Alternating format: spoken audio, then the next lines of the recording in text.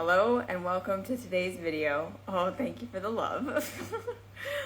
And we are going to be talking today about why setting boundaries is often the way we are going to make ourselves feel like an adult versus waiting until we feel like an adult before we can set boundaries. Okay, so again, we are living in a world where a lot of us don't fully feel like we are an adult inside, in the sense that like when we feel like we are sitting alone, or when we're thinking about making decisions in our lives, or setting boundaries with our families, or setting boundaries at work, or telling our friends this is not something I want to do anymore, or this is something that doesn't feel good for me, and we're thinking in the context of our interactions with other people and what we are allowed to do and not do. Many of us feel like I'm not mature enough to set these boundaries. Like when we go inside and we check in with ourselves, we feel like, well, like, I don't know if this is the right thing to do. I don't know if I'm allowed to do this. I don't know if this is right. And what if I upset someone? And what if I make somebody not like me? And what if they don't understand? And what if they can't validate me? And what if they tell me that that's not okay? And there's this feeling of like, I'm not an adult inside. I'm still looking to the outside world to give me permission to know what's right for me, to ask for what's right for me, to say no to things, to say that I'm going to do this other thing instead, to say, you know, this is what I can and cannot handle at work, this is what I can and cannot do, this is what I will and will not tolerate.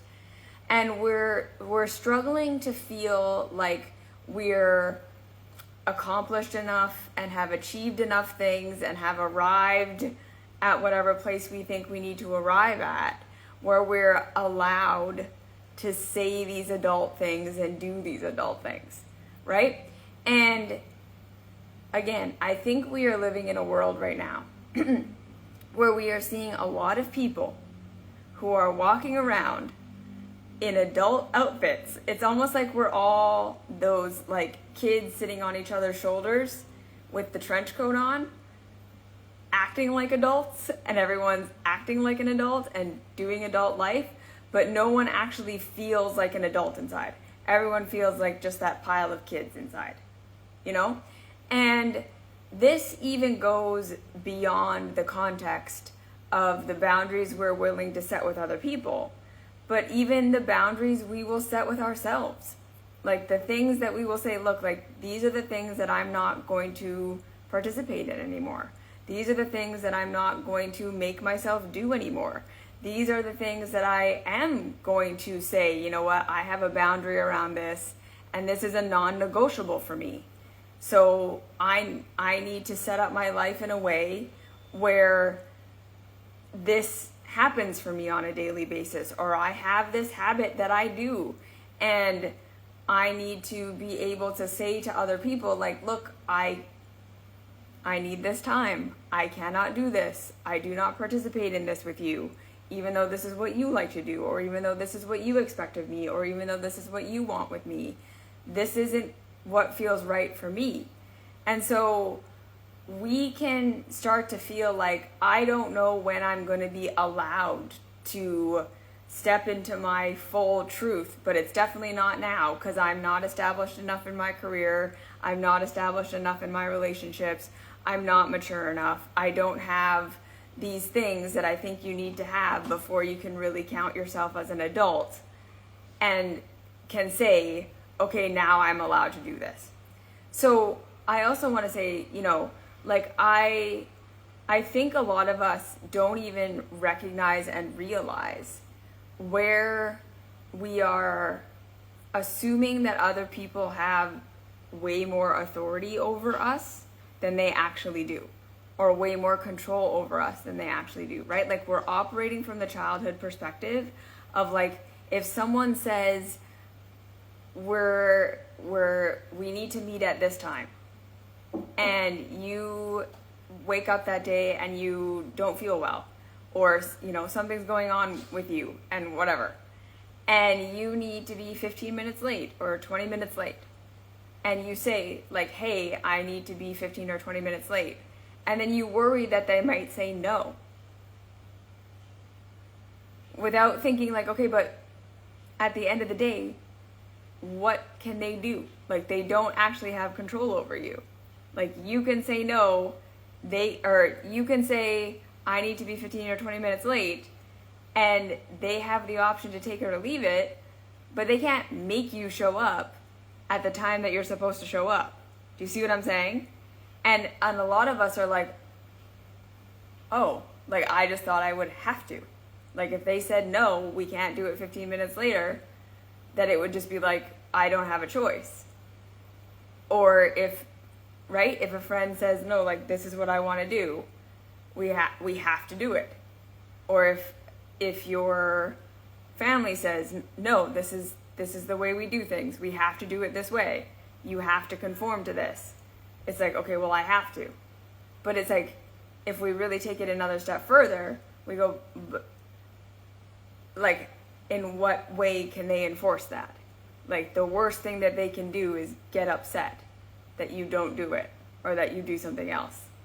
And we're not recognizing that people can get upset and it can be okay. And we can be okay. And we can still hold our boundary. And we can still do what we feel is right for us. And at the end of the day, the worst thing that's going to happen is someone might be upset. You see? And we're making it into this thing of like, well, they said no, so I have to. Or they said no, so I can't. And it's like, but is that actually true? Or is it just that they don't want you to? And they might be upset if you do or you don't. And so, like I say, we're kind of living in this space where we're not fully seeing our autonomy. And we're not fully seeing our capacity to step into our adult perspective and say, I am allowed to start to make these choices for myself, whether or not other people approve. And at the end of the day, now that I'm an adult, I'm living in a reality where the worst thing that can happen most of the time when I set a boundary is someone gets upset with me. But they can't actually stop me from doing it.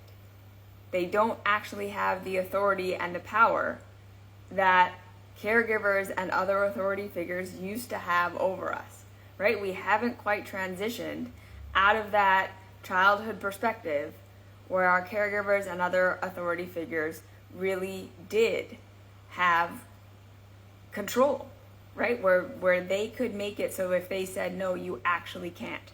Or if they said you have to, you don't have a choice. We haven't fully recognized that we are no longer living in that reality. And we haven't fully owned what it means that you are now an adult where other people in so many ways don't control you anymore. And learning to take action on that, to help yourself get to a place where you can see that this is what it is now, is usually what most of us need to do. We can't wait until we feel like an adult to start living like an adult. For most of us, the thing that's going to show us that we are an adult, that we are capable, that we have power that we didn't know we had, is we are going to have to prove it to ourselves with action. Okay? So this is something that I talk to my clients about a lot, especially in the context of their relationships with their families. Because many of us are growing up and we're becoming people, right? And we're learning about ourselves, we're moving away from home, we're getting jobs, we're getting into relationships, we're transitioning into adult life. And we're starting to figure out the things that work for us and the things that don't. Okay? So, for instance, we may find that we don't resonate with the religion of our family anymore. That we tend to do better with a certain way of eating or nourishing ourselves and a routine around that. Or there are certain activities that our families do that don't feel good for us anymore, that we don't like participating in. We start to realize that there are certain habits and ways of life that do feel good for us. Things that we do on a daily basis to take care of ourselves, our routines that we have. We start to develop a little bit of our own way of life. And then when we start to interact with our families, and they want us to be like them, they want us to eat like them, they want us to celebrate like them, they want us to do the things that they do, they want us to have the same relationship patterns and communication patterns that they have, and to stay in the family matrix of this is how we do things, this is how we communicate, this is how we operate, this is how we celebrate, this is how we eat, this is how we worship, this is how we do things. And we can start to feel like, okay, now when I'm around my family, I have to compromise myself. I have to compromise my boundaries. I have to compromise the things that feel good and don't feel good to me, because I have to be what my family wants me to be. I can't make them upset. I can't make them not like me. I can't go outside of it because they get upset with me, they get angry with me, they tell me that I'm hurting them. All of these things happen. And this is a huge way that a lot of us feel like we revert back to our childhood self. Like we literally don't know how to say to our families, I'm not doing that. Or that doesn't work for me. Or I totally respect that that's what you want to do, but that's not what I'm going to do. And again, we have to remember that the way that we grew up, yes, the environments we all grow up in are an environment where, for the first several years of our lives, we are not autonomous beings. We do not have control over our own schedule. We do not have control over how we eat. We don't have control over how we worship. We don't have control over how we communicate. We don't have control over how the household functions. We don't have control over what is and isn't acceptable. We don't have control over our social life. We don't have control over the things like if we're going to go to school or not, if we're going to go to activities or not. Like our caregivers are the arbiters of our reality. And so we can say, I don't want to do something. And mom says, too bad, you have to. And then you have to. Like, what is she going to, like, what are we going to do? We don't have the power to say no. And other than, throwing a tantrum, sitting on the ground, right? We have very little control. And I know that for a lot of us, we had caregivers that didn't respect our boundaries, that really, really, really didn't respect our wants and our needs and the things that we were feeling as children, right? Many of us grew up with caregivers who were very much just like, this is the way it is. This is what you have to do. And this is how things are. And we grew up in a situation, all of us, where, again, no matter what, our caregivers had control over our lives because we were children and we were under their care and we couldn't go where we wanted to go and we couldn't do the things we wanted to do. And that's not necessarily a bad thing, obviously, right? Like, we don't want children running their own lives. We don't have the skills and the power to do that as a child. So it's not that it's bad that we have these authority figures that oversee our reality, but it's that we need to recognize that we grow up in a situation where that is our perception of what reality is. That is what we grow up with as being our perception of how reality functions. That we are not the decision makers in our own reality. And we need to recognize how profound that is. That our foundations as human beings, when we are growing up, a foundation for how we are perceiving reality is, I do not have control over my reality. Somebody else has authority over me. I do not get to decide what I am and am not doing today, if it's different from what caregivers decide. I don't get to decide if I'm going to school or not. I need permission to stay home if I don't want to go.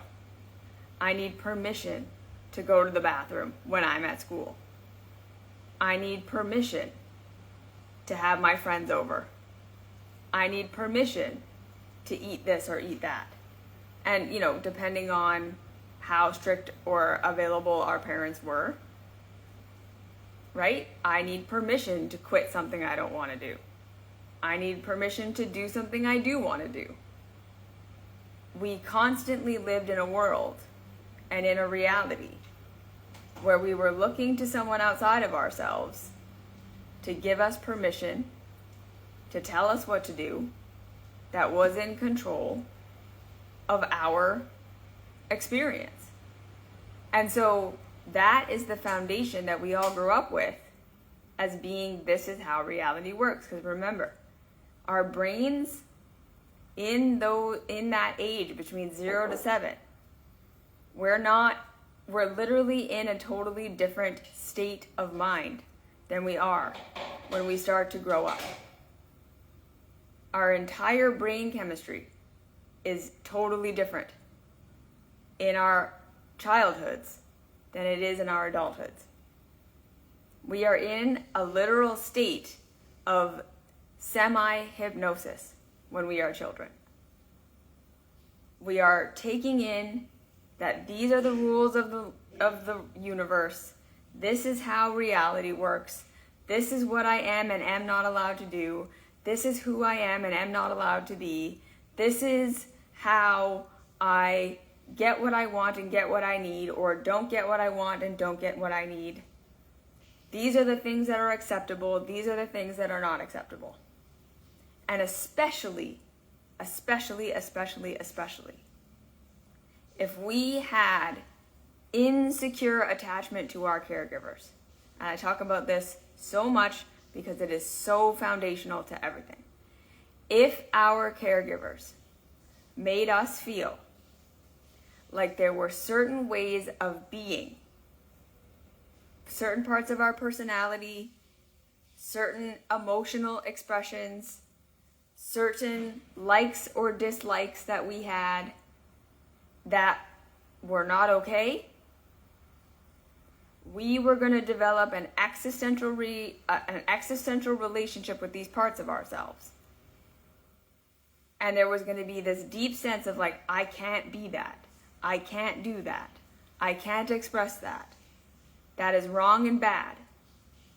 Because that separates me from the love and the care and the nourishment of my caregivers, who I am dependent upon for literally everything. Okay? So we are learning in these very tender years of our lives how reality functions. So the way that our families do things, the way that the other authority figures in our lives do things, to us becomes the blueprint for how we have to be. So if caregivers teach us that money is scarce and we need to be saving nickel-diming at all times, and money is the most important thing, and how you look to the outside world in terms of your financial status is all that matters, that's going to become part of your programming. So when you grow up as an adult, until you do the work to deprogram that out of yourself, that's going to be what you think is fundamentally important. right? That's going to be your, I have to do this. I have to be financially successful. I have to be saving money. I have to do these things. If I don't, it's bad, right? And our nervous systems are going to feel like I can't live any other way. If I were to let myself not be financially successful, if I see myself as not financially successful, if I don't think that I appear to be in this tax bracket, that's going to feel really scary and really bad to us. Where someone who grew up where their families didn't value that and they didn't care about that is going to have no problem not caring about that.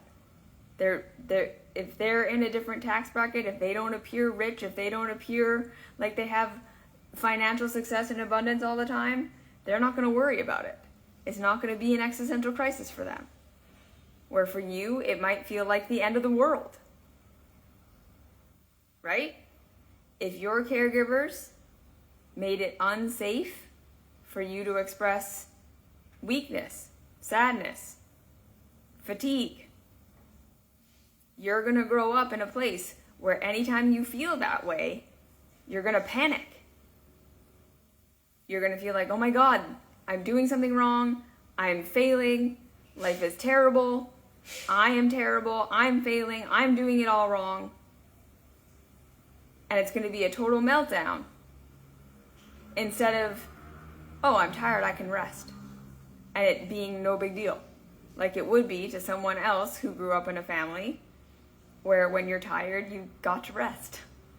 And you were loved. You see, we grow up in these situations where what we're taught to value, what we're taught to prioritize, what we're taught is the right way to be, is our programming. And it's happening deep in our nervous systems. So then when we start to grow into adulthood, and we find that we either can't maintain that way of life, or that we have different values and different desires and a different life path than our family, there's going to be this massive feeling of, I can't do that. I can't be that. There's something wrong with me. I have to fix myself. That runs the show. Our nervous systems are going to hijack us over and over and over again from living a life that actually feels in alignment with us. Because there's going to feel like this big existential threat if we go away from our conditioning. Okay? So I want you to think about your own life right now. And where you feel like you have to be something. Like you have to do something. Like these are the rules for what is acceptable and not acceptable. These are the rules for what is acceptable and not acceptable as a career, as a financial status, as a way that you look, as a way that you dress. This is what is and is not acceptable for you to look like in your body, the weight you're allowed to be, the size you're allowed to be, and the size you're not allowed to be. Yeah? The relationships you're allowed to be in, the people you're allowed to associate with and not associate with, the people you look up to and the people you look down on, the ways of life you think you have to follow, the way you think you have to worship, the way you have to run your day, right? Like even when you're alone and no one is watching, what do you feel like is the right thing to be doing versus the wrong thing to be doing with your own time?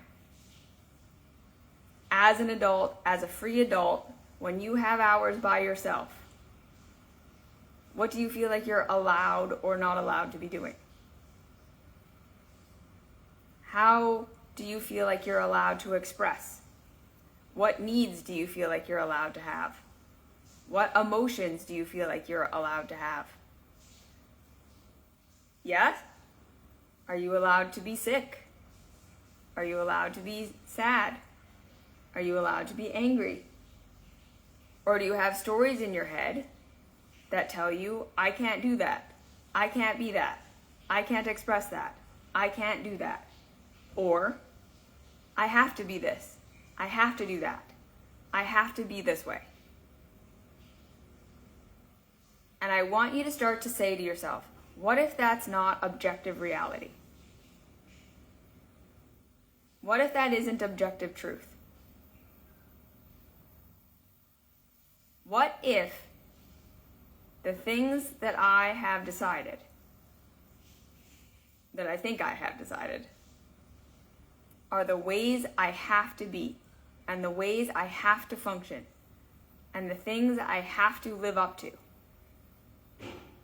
are my conditioning and programming, and not actual rules that if you don't follow these things, your life is going to fall apart. This is work that I do with my clients all the time. Is this, who do you think you have to be? And what do you think you have to accomplish in your life, and why? Okay, so many people are striving for these careers that they hate, that stress them out, that they don't actually love, and they feel like, but I have to do this. This is what success is. I can't be something not this. And when we start to investigate into why, it's not because they actually want that. It's not because they value that career or that financial status or anything like this. It's because to them, it represents doing it right, being loved, and being safe. Right? People literally feel like if I don't do this, I won't be safe. And then I ask, why? Why will you not be safe? Because there are likely many people out there who are not doing that specific thing, who don't have that career, who don't live in that tax bracket, who don't have that appearance that you think you need to have, who are perfectly fine. And there are people who are living in that world, doing that, who aren't doing well, and aren't feeling good, and are still having problems and stuff in their life. So is it really reality that I have to be this and I have to do this in order to be okay? Or is it coming down to, I feel like I will not be accepted and loved and approved of if I don't live within the boundaries of this conditioning? Right? Are we really afraid of not being loved, valued, respected, and approved of? Are we working from the childhood conditioning that says, if I am not this way, I will not be loved and valued and approved of? And that will make me unsafe. Because again, right, that's the childhood conditioning that says the only way for me to be safe in life, the only way for me to get my needs met, the only way for me to be provided for, to get out of pain and into pleasure, is for someone outside of myself to understand me, love me, approve of me, accept me, and then give me what I want and give me what I need, or take my pain away from me. Many of us are still living within the confines of our family structures, not because they work for us, not because they are actually what's best for us, but because we were conditioned that this is the way you have to be and this is what you have to do to be loved, accepted, and approved of. And then when you're loved, accepted, and approved of, that's when your needs are going to get met. Because that's when you are connected to your caregivers. And when you are not loved, when you are not accepted, when you are not approved of, that is when you are going to get rejected by your caregivers. And when you're rejected by your caregivers, you're not safe. No one is there to meet your needs. You're abandoned and alone. And many of us are still operating under that feeling. We never fully grew into, I can be misunderstood now. I can be rejected. I can be told that I'm doing something wrong. And I can still be safe. I can still get my needs met. I can now problem solve and provide for myself. Being alone is no longer the most existential thing on the planet. And people don't actually have now the power that they used to have over me. Right? Many people, when they start to look at the things that they're afraid to do and the things that they're afraid to be and the things that they are worrying about all the time, I ask them, okay, follow that fear all the way through. If you were to become that, why is that so scary? What are you afraid is going to happen if you, right, don't look the way that you're supposed to look? What are you really afraid is going to happen if you upset your boss? What are you really afraid is going to happen if you don't live up to this external expectation? And when we follow the fear all the way through, we get to, I'm going to be rejected by everybody. And then I'm going to be abandoned. And then I'm going to be alone forever. That's really what we're afraid of. Because from the childhood perspective, to be rejected and abandoned by everybody, to be alone forever, is to be completely powerless. That is what we are afraid of. Because we haven't come into this idea, the reality of adulthood, that we have power now that we didn't used to have. Okay? And this is why many of us are now living lives where we are different from our families. We have moved away from our conditioning. There's a part of us that has discovered who we really are and what we're really like and what we really want. And we're doing it. We're taking the actions. And we feel petrified and afraid and like we're failing all the time, even as we do it. I have so many clients like this who have strayed from the conditioning of their caregivers. They have done something totally different. And I was in this place too for a really long time, right? I fully rejected like the entire way of being of my upbringing. If I'm being totally honest, I don't live how my caregivers or any of the people in my family live. I don't dress like them. I left my religion. I changed my dietary habits completely. I don't look like them. I remember I went back for my grandparents' funeral 10 years ago. And one of my aunts that I hadn't seen in many years came up to us and said, I would recognize your sister walking down the street. But if you were walking down the street, I would literally have no idea who you were. Like, I don't recognize you. And I spent so much time with this woman in my childhood, from 0 to 10. Like, she knew me really well. I had changed so much between the time she had seen me and the funeral, that she literally was like, I physically wouldn't recognize you. And so I was doing it. I was living this whole other life, right? I moved over to Asia. I'm running my own company. I'm emotional, and I'm all of these things that I was not allowed to be as a child. And I'm doing it. But I literally felt crippled with fear 24/7. Like I was doing something wrong all the time. I felt like I was failing. I felt like I was doing something wrong. I felt like I was broken. I felt like I was bad.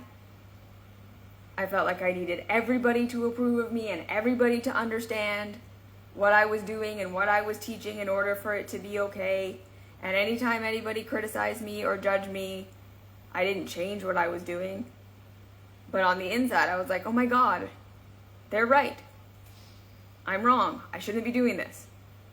Like it was literally that feeling of I'm doing something I'm not allowed to be doing. Pretty much 24/7 for years. Right? And it took me doing this work and realizing that that was coming from this deep existential fear that my nervous system, not my adult mind, but my nervous system was completely convinced, right, that what I'm doing is out of alignment with my conditioning. What I'm doing and how I'm living is totally out of alignment with anything that my caregivers, my grandparents, any of the authority figures in my life that I had grown up with would approve of. And in fact, many of them were very clear about that. My grandpa full on rejected me. Like, told me to my face, this is not okay. People from my childhood wouldn't interact with me. My caregivers were constantly criticizing me. Like, it was relentless. And getting to a place where I started to feel like that's okay. You can disagree. You can misunderstand. And I don't have to feel like I'm failing all the time. I don't have to feel like I'm doing it wrong. I don't have to feel guilty, right? Because this is another big one. So many people are walking around doing what they feel like they need to be doing and living in alignment with their true selves. And then the second they express that in front of their families, they feel guilty for hurting them, guilty for rejecting them, guilty for making them uncomfortable. There's that guilt feeling.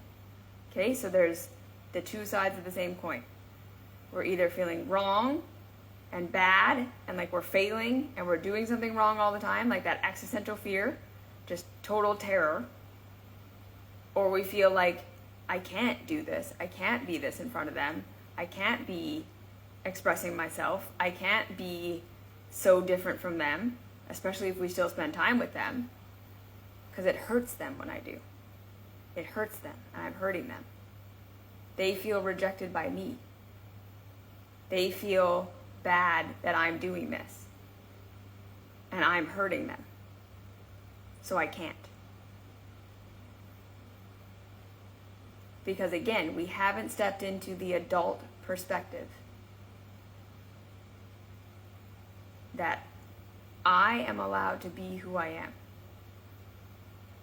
That I am allowed to follow the rules of reality, to go off of outcome, like the actual outcome of my actions, not other people's opinions of those outcomes or other people's opinions of those actions. And it can upset other people, and it can be okay. I work with so many of my clients on helping them recognize and realize that if your family is not able to accept you being the way that you are, especially when you're not expecting them to change themselves to be like you, right? You're not projecting onto them, you should also eat the way I'm eating. You should also not do these things. You should also whatever. You're literally just saying, this is what's right for me. This is what I'm going to be doing. I'm totally okay with you doing your thing. I'm not telling you your thing is wrong. I'm not here to judge how you live your life. I'm just saying I'm going to do it differently. And they're taking offense to that. That's not on you. You are not hurting them. It is your family's job to make room for you, for who you are.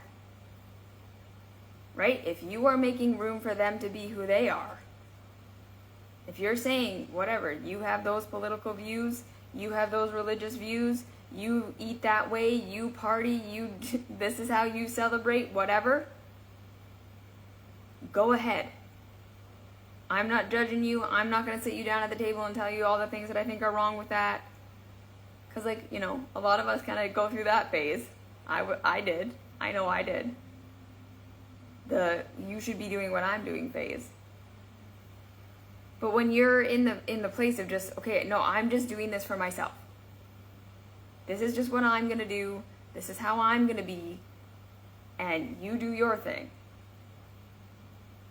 You are not hurting them if they don't understand and make room for you. You need to understand that. You are an adult now. And you get to decide how you're going to live your life. And if that makes your family upset, that's for them to work on. It is not their job to tell you who to become. It is not their place to tell you what your potential is and what feels right for you and what doesn't. Right? And we have to understand that, of course, so much of the time our caregivers are just normal adults like everybody else who perceives that my way of doing things is a part of my identity. If you reject my religion, you reject me. If you reject my way of eating, you reject me. If you reject my way of living life, you are rejecting me as a human being. So our caregivers are projecting onto us, right, that we're rejecting them, telling them that they were wrong, telling them that the way that they raised us was bad, instead of just being able to say, no, my kid is just a different kid. This is how you live, which is what a healthy caregiver should do. It takes a lot of humility and it takes a lot of maturity, and most of our caregivers don't have that. Right? So they do. They make us feel guilty and they make us feel bad in the sense that they project their insecurity of, if you are making different choices than me, you are rejecting me fundamentally. You are telling me that I did something wrong. Right? This is one of the biggest triggers that caregivers have with kids, is when your kid grows up to be something different than you. It takes a lot of maturity to be able to say, that's okay, I'm going to support you, and not take offense to it. Because look at how people are in the world, right? We literally take offense to anybody who doesn't live the way that we do.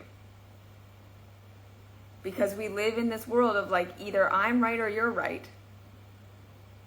And so either I have to accept that you being different from me makes me wrong, or I have to say you're wrong, instead of being able to say maybe there are just different ways of doing things and both can be right, just different strokes for different folks. So it's even worse with our caregivers. But what I'm trying to say here is, at the end of the day, That is not your job. That is not your responsibility. It is your responsibility to say, look, you do your thing. I accept you the way you are. But I'm not going to tolerate these things. These are my boundaries. I'm not going to participate in these things. These are my boundaries. This is who I am as an adult. These are the things that I value and don't value. And for a lot of us, that means going through a deconstruction process. Of really going past that fear of like, I'm going to be rejected. So this is kind of taking it back to my story and how I learned to coach people. I had to go through a phase of turning around and facing that existential fear that my entire family and everyone that I grew up with rejected me and I was totally alone, in order to come out the other side and be able to realize that that's okay. Right? Like my worst fear happened. I cut off all of my family.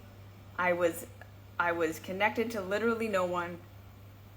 I was essentially alone for a few years there. And I had to learn that, you know what? In the worst of the worst case scenarios, I can be okay alone. And I think for a lot of us, right, that fear is just so deep that if I'm alone, I'm going to be not okay, that we like never grow into adulthood. If we get so afraid that love of our caregivers and that love and that support that we wanted from our authority figures growing up to make us feel like we were going to be safe in the world is going to come, that we hate ourselves and blame ourselves and guilt ourselves and stop ourselves from doing what is authentic to us for our entire lives.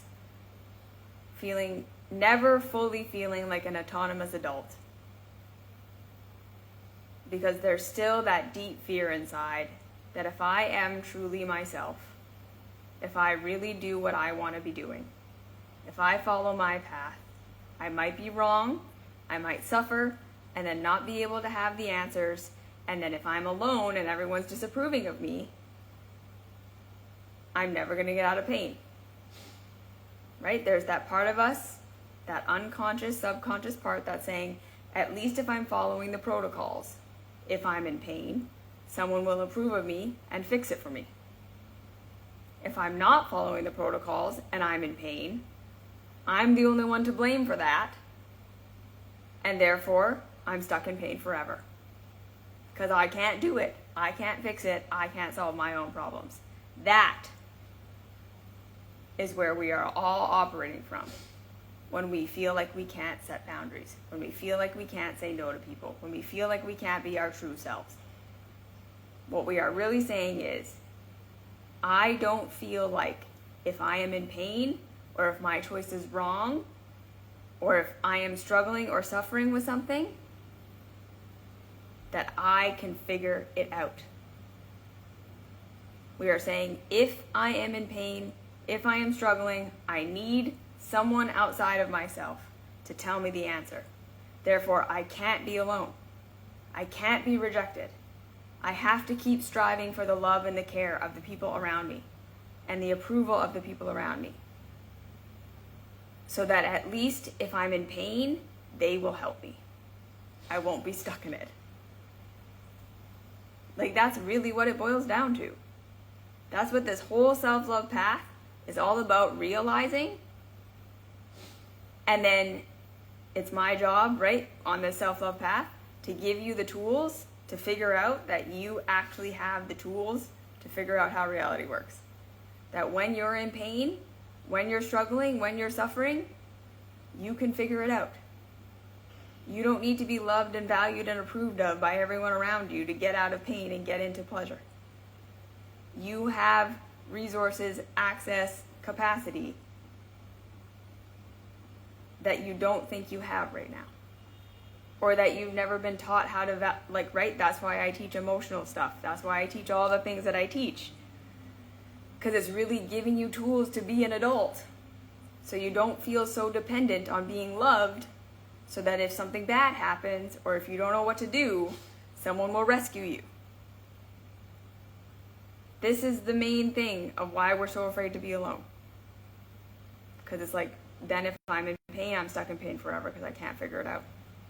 Or then I'm going to be alone in pain, which is shitty. Being alone in pain is shitty. But it isn't the end of the world. And it isn't worth sacrificing our boundaries and our values and what is true for us to stay in the net of approval so that we don't feel like we're going to be alone. That is going to cause us more pain. If that net of approval, if being inside the net of approval means compromising on what is truly right for us, what is truly healthy, our actual values, if staying inside the net of approval means compromising that stuff, you're going to be in pain forever. Doesn't matter how much your caregivers approve of you, doesn't matter how much you live up to expectation, it's going to hurt. And they can't rescue you from that, because the reason you're in pain is because you're not doing what's right for you. And no amount of approval is going to make that go away. And that is what most of us need to recognize. The pain that we're in when we are seeking approval instead of stepping into our authenticity, standing in our boundaries, saying this is what is and isn't right for me, is a pain that will never go away. There is not enough approval to make that pain of rejecting your real self go away. And there is a way to get to a place where you can be misunderstood, judged, criticized, even abandoned by your caregivers and your family of origin, and go your own way and still be okay, even when you're in pain, and figure things out even when you don't know the answer. You don't need people to be approving of you all the time for you to be safe. You can figure things out. That is the switch. That even if everyone abandons me, when I'm in pain, I can figure it out. And when I set my boundaries, and when I do the things that I know are right for me, and I get past that fear of when I do that, people get upset with me, and I see, okay, but what really happens? When we can start to be in that reality of like, okay, but what really happens is life gets better. We can start to see, okay, well, staying in the web of acceptance feels worse than being rejected, but living in alignment with what is true for me. That it's not about being approved of to get out of pain anymore. Now as an adult, I have to figure out what is actually right for me to get out of pain. And if that's different from what my caregivers are capable of understanding or doing or approving of, I have to let go of their love and approval being safety in order to step into what is right. That's the paradigm shift. That's what all of this work is about. It's realizing that you can figure things out now. That you can be rejected, you can be misunderstood, you can be told that you're wrong, you can be, right? Completely misunderstood, rejected, told you're wrong, told you're doing everything the wrong way. And then look at the actual results you're getting and see that it's causing you way less pain than to follow what they are telling you to be. So you're not wrong. You figured it out on your own. You don't need them. Okay, so how do you navigate your employment if when you don't seek approval for your superiors that they end up losing your job? As an adult, you need a job to survive, but to keep your job, many employers expect. Okay, so again, you to be a people pleaser. Yes. So in these situations, what I would say is, number one, we have to decide for ourselves to what degree we are willing to sacrifice our authenticity and what is right for us in order to stay within the realm of what keeps us safe. Okay? So when we are working with someone who actually does have control over parts of our lives, we need to start to say, okay, my adult capacity now is what's the bare minimum I can do, where I'm still maintaining the degree of integrity that I can, and the degree of self-respect that I can, not having to give everything, not having to totally surrender to them, doing just the bare minimum, right? Because I remember this too, right? I've had jobs where it was like, you have to dress a certain way, and you have to act a certain way, and you have to be a certain way, and that is part of it. So what we do there is we say, okay, I'm going to take my autonomy back by saying, I am deciding to do this. I am saying, I'm not doing this for them. I'm doing this for myself to keep myself safe. And we do it for as long as we need to. And then I'd say the second part of that is continue to look for other opportunities that are not like that. Right? Keep your eyes open for other jobs where that is not so much a requirement. Right? Do just enough where you're not overdoing it from your capacity, but you're doing just enough to keep yourself safe. Continue to look at it not as I have to do this, but I'm choosing to do this from my own autonomy to keep myself safe. Because it's worth it right now for me to compromise to a degree so that I have a paycheck. Do you see what I'm saying? Does this make sense? Instead of seeing it as you're being forced, say, okay, I'm going to make a conscious choice that I would rather be employed and people please a little bit than unemployed right now and not people please. And that's my choice. They can't make me do that because I can choose to be unemployed and not people please. And I don't want to make that choice. And you're allowed to be upset that your two choices are shitty. That's another thing. Validate how you're feeling. You're allowed to validate. You're allowed to say, I hate that I'm in this situation. And then continue to look for a situation where it's not going to be like that. Keep your eyes open. Don't make yourself stay there forever. Remind yourself there are other jobs out there. Keep your eye open. Apply for other jobs. Don't make it so that your world gets so small that you feel like this is the only job that exists. And I have to do this, and if I lose this job, everything will fall apart, because it's probably not true. There are probably other opportunities out there that will be better and healthier, and you can seek them out. Okay? So all of those things together, that's where your power is. Does that make sense?